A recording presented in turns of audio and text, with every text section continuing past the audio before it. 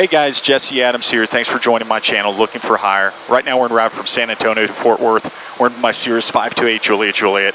We're out to see my buddy, Jason Sharp, soon to be a client, and tell you all about his plane. 578 Charlie Papa. It's a stunning G3 Turbo Normalized Cirrus, loaded with all the right features, perspective, air conditioning, Turbo Normalized. I can't wait to tell you all about it. Thanks for joining. We'll take it for a spin.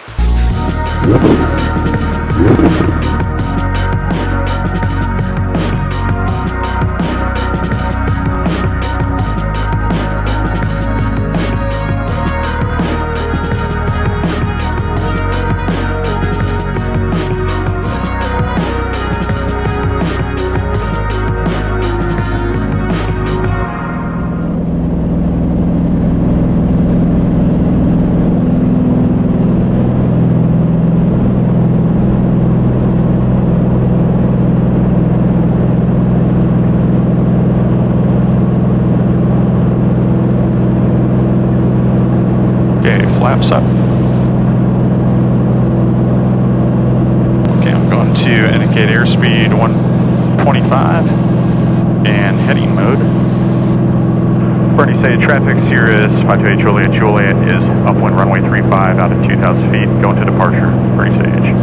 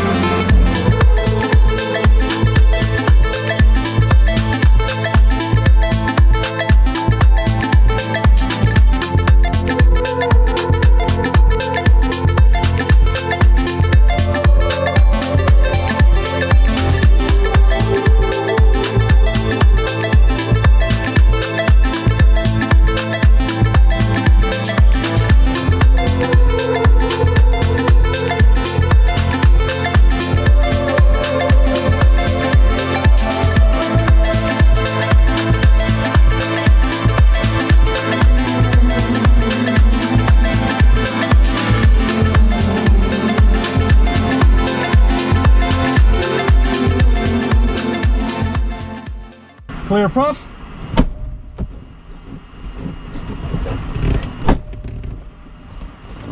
You have nice doors, they're straight. Thank you.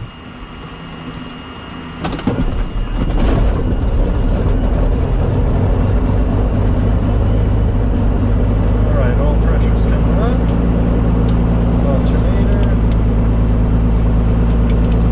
Some air going. So as we taxi out this plane 578 Charlie Papa, guys, this is a plane I'm so familiar with. So Jason and I, we met through COPA, you know, a Cirrus type group, because we both have a fondness for the G3 perspective Turbo Normalized, and this plane is so efficient. I owned a plane very similar to this, a couple serial numbers older than this, and I owned it for over 5 years. So as I'm back in this cockpit, Jason, to see how cool and comfortable it is, we have the 4 vents up here for the air conditioning. It's an improvement. Perspective models, We have these two huge 12-inch LCD screens. You do have ADS-B in, which I love. I only had out compliance on mine, and I can't wait until we take off because these planes are so efficient. So your PIC, your plane, I'm going to let you give your own briefing, but if this was my plane, we're rolling down the runway, I'm probably looking for 35 to 37 gallons per hour, 2,700 RPMs, and probably about 31.5 inches of manifold pressure, since we're nice and warm, about 170 Fahrenheit oil temperature right now. We climb up, 125 to 130 knots. We might be able to keep the CHTs under 350, under 360 even though it's 21 over ISIS. So again, guys, this plane, I'm going to sit back kind of gushing inside because I miss it dearly. Have a lot of great fond family memories, almost this exact plane. So I was 512 Charlie Papa. This is 578 Charlie Papa. And Charlie Papa is Cirrus perspective. Absolutely. No, you're going to see our... what am I going to see? Our Bring CHTs, this bad boy up. Our CHTs are going to stay quite a bit below that. This is me tuning it after attending a CiES event early in my ownership. It's a Cirrus Pilot Proficiency Program event. In fact, it was the only one in 2020, in the spring of 2020. And what had happened is I went to that and then discovered so many folks who had this exact plane. I don't mean the specific one, but the SR22 G3 Turbonormalized for 8 years, 5 years, 4 years, lots of info and details. And I also, after that, flew out to Ada, Oklahoma to see the Tornado Alley guys and really cover what was within tolerance and stuff. So from that insight, I had I had the mechanics turn this into a 37 gallon an hour on the rollout to keep the turbos cool, because turbo management is temperature. Third one? Temperature. Right, so you're going to see it staying quite cool here. Okay, checklist finishing off. Trim is already set. And good. It stays good. Do that in the future. All right. Okay, so our takeoff, hello. Visual on the final traffic. Taking runway 16, we're going to be departing effectively to the southwest, and basically I'm going to do a few call-outs, but I'm doing a cross-check and then going to pull up at, rotate at 73. All right. I think you you understand the drill pretty well, so I'm not going to repeat all of that stuff, but we... Clearly, you guys are pretty much blind behind you and above you, correct? Okay, so I think we're ready. Right, lights. Camera. Final. Stage 5, just wanted to correct that. We're going to be heading to the south T hangars, not the stage ramp. And stage 5, that is approved as requested. Landing at the T hangars at your own risk. Use caution. Right. Wind variable at 5. T's on risk, stage 5, thanks.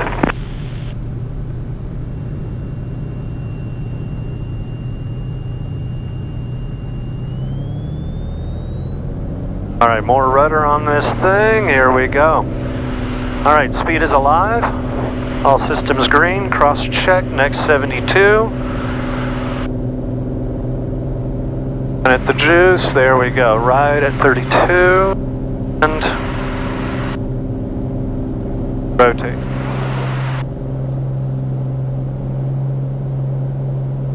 We're climbing already at 90.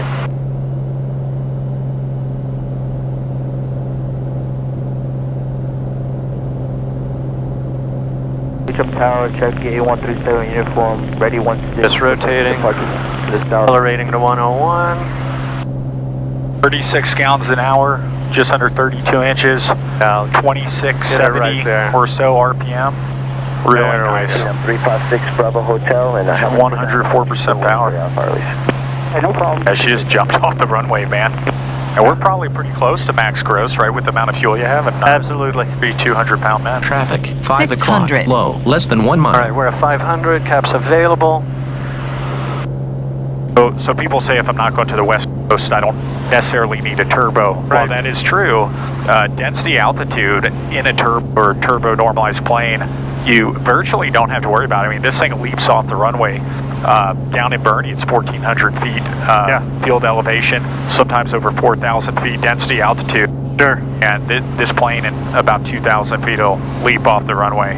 So the performance is great for the TN.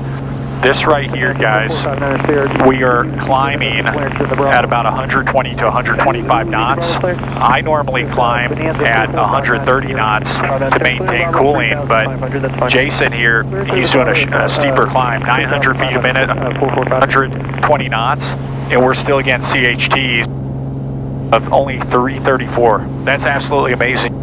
In the newer K model turbocharged, we'd be at about 385 right now. Yeah.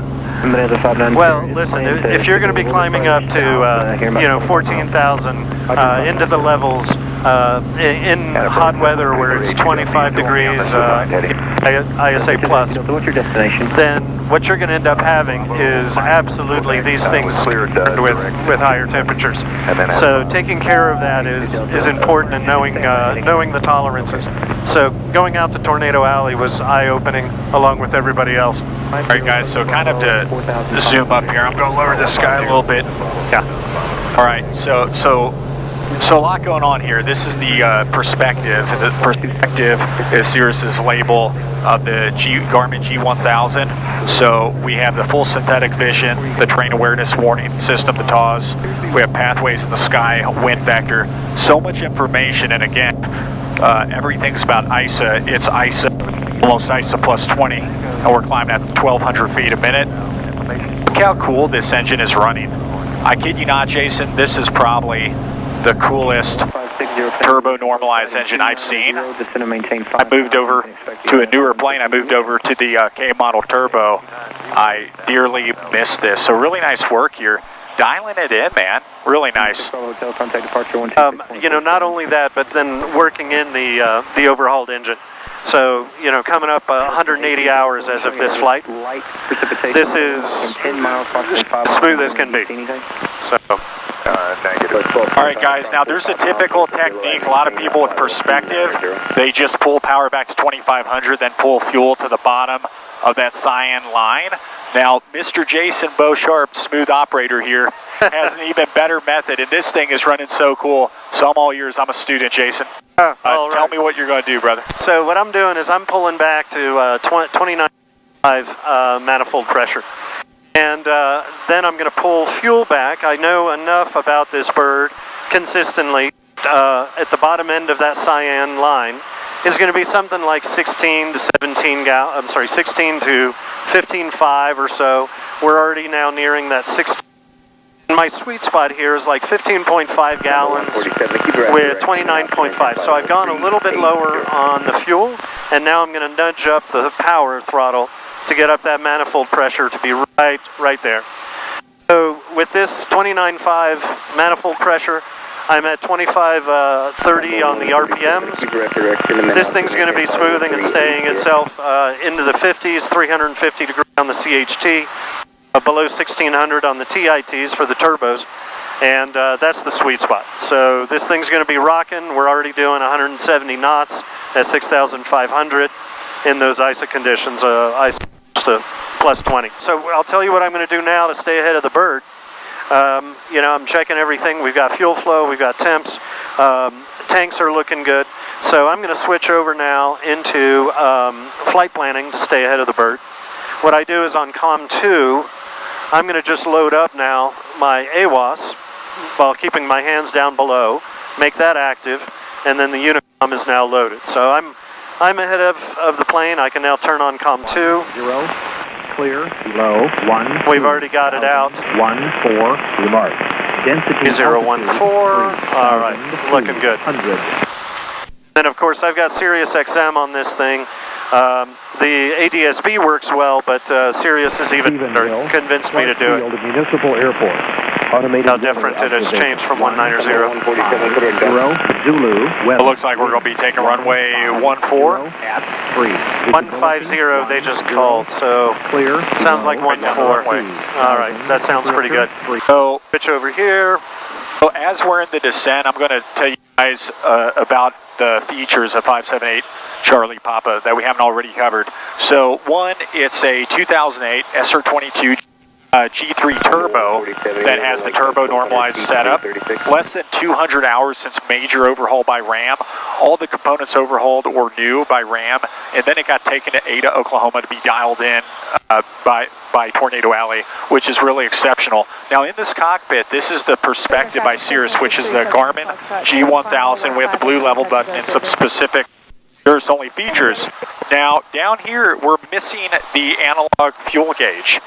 And Jason told me he didn't have the digital fuel gauge down here, and I shared with him, it's actually pretty freaking awesome. They put it in here. This takes some real avionics technical expertise, and I didn't realize it because in the newer planes it's standard in the G5s, but he actually has his digital fuel gauges. So it's the CiES Digital Fuel Senders and Gauges, but it's integrated in MFD. There's only a couple of people that have gotten this right.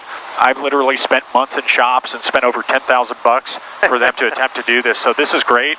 These are laser accurate. You could fly this down to 18 gallons or less if you're comfortable, because you have the accuracy of the fuel gauges. These CAEs, I don't think they ever crested over 346 in the climb. ISO plus 20 in Texas, which is amazing. And now on top of everything, you set your vertical speed in here, and now we can descend for Stephenville. You have your pathways in the sky. Just so much going on in the G1000. I'm going to just look at a couple things here. Let me know if you need it back, Jason. So a little bit about this. You have this almost overwhelming MFD map page. Then you have a page dedicated to traffic. And really the ADSB, I love it because you see the trend lines, and you're getting not just active traffic, but also ADSB traffic. More importantly, you could say, November 759 Charlie Delta, that's probably Cirrus, cut me off in the pattern, and you can call them out on a forum afterwards. So that's what's really special about it. A lot of situational awareness. We have data link, the subscription-based weather, just a plethora of information here. We go over to the waypoint chapter, different pages there. Just like Jason showed you, you see field elevation, you immediately auto-tune frequencies.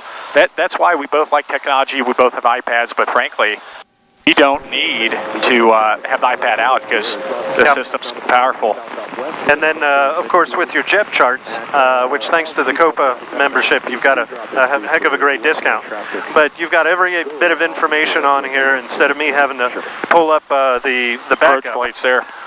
Everything's in here, including whether it's right traffic or anything else. You're able to just verify that right away. I'm going to ask something embarrassing. You made the comment, it shows you the direction of traffic pattern. Where is that on the non-XI G1000? I'm going to call you out, Jason.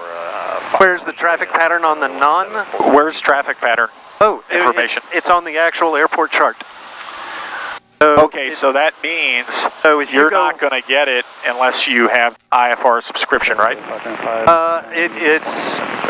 I guess so, because it's in the airport chart. You would see it just like runway 14 preferred with calm winds, but you will find it there. And I remember looking all over for this thing, thinking it would be in the data.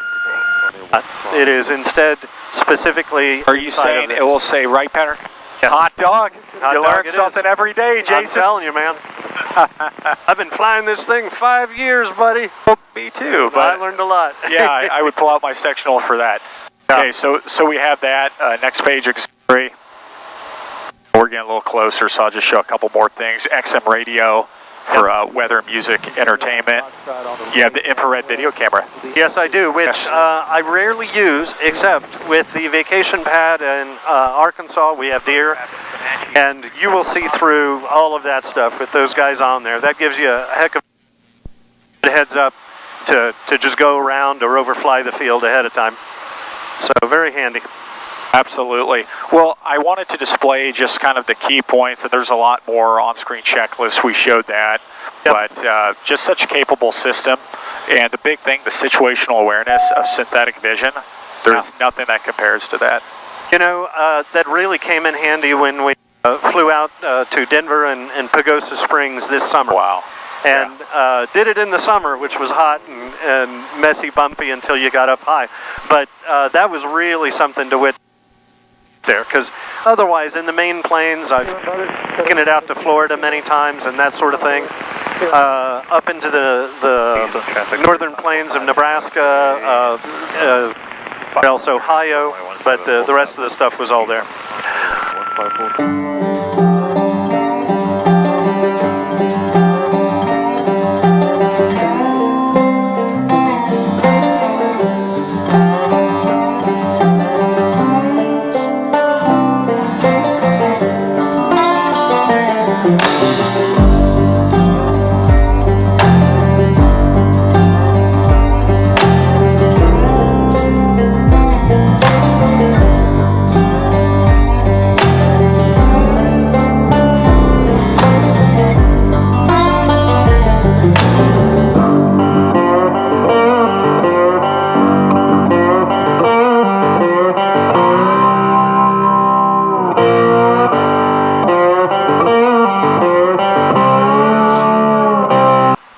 So we just had lunch in Stephenville. It's been awesome getting to know 578 Charlie Papa, this amazing G3 Cirrus. Again, we're bringing it to market exclusively at Mason Amelia. Now, I'd like to tell you a little bit about the plane. A lot of brokers, they don't ask the most basic question that a new buyer wants to know. Why is the plane being sold? If this plane is so great, why is he getting rid of it? So Jason, I'll throw it over to you. Please give us a little history lesson. You with this plane. Sure. And why are you selling it now? What's going on? Yeah, so the short answer on, you know how wordy I can get, but the short answer of owning this, in August celebrated 5 years of ownership. So I had flown SR20s for about a year that I had leased, and then it was time to decide, do I renew a lease or do I elevate, and especially get my own bird. And ended up with this guy after doing some research. But for 5 years, we have had adventure after adventure I could have never imagined. You know, whether it's the mountains, whether it's out to Ohio, out to Florida several times. This is all out of Fort Worth Meacham is the home base. Nebraska for family, Albuquerque, Pagosa Springs this summer. So mountains, flats, all over the place. And honestly, there's zero reason why I ever thought I would get rid of her. All right, so you've had this plane over 5 years. Yes. You dialed it in.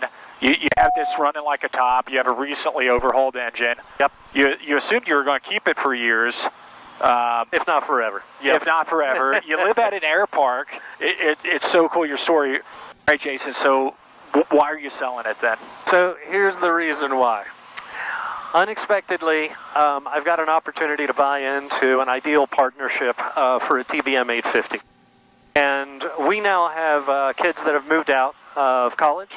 They're out working, different locations. I'm an entrepreneur. I've got big oil fields, and some of these bubbas are kind of big on the weight and balance, if you will. So getting them out to the fields, the Cirrus is just not big enough to take my wife, one of our sons, a girlfriend or fiance, doing it a little bit faster to go further out, like to Columbus, Ohio, or those types of things. So the TBM was really going to be the answer if it was ever to be an upgrade. And lo and behold, things opened up with a couple guys I've known for several years, and an opportunity to buy into that, as well as a smaller share of a Cirrus to kind of deal with the shorter hops or conflicts of schedule. Quick shameless plug here. We've known each other like over 5 years, having met at the COPA, the Cirrus Owners and Pilots Association group.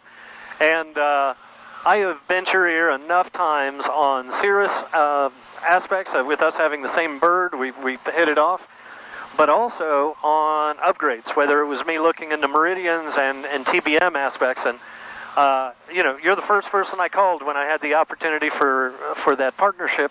You helped me look over all the logs, look over everything that valuation perspective, and then of course I wanted you to be listing my bird with Mason Amelia. I hate the fact that I can't hold on to it with the buy-in to the upgrade, but I know you'll get it into great hands. So Absolutely, Jason. Well, I appreciate you joining me today and us grabbing some barbecue. And again, guys, if you want to know more about this exceptional plane, 578 Charlie Papa, it's come to you exclusively via Mason Amelia. And I'd love to tell you about my first-hand account of this plane, flying it, owning a similar plane. We'll get you started and rocking and rolling into the Cirrus life. Thanks for coming in.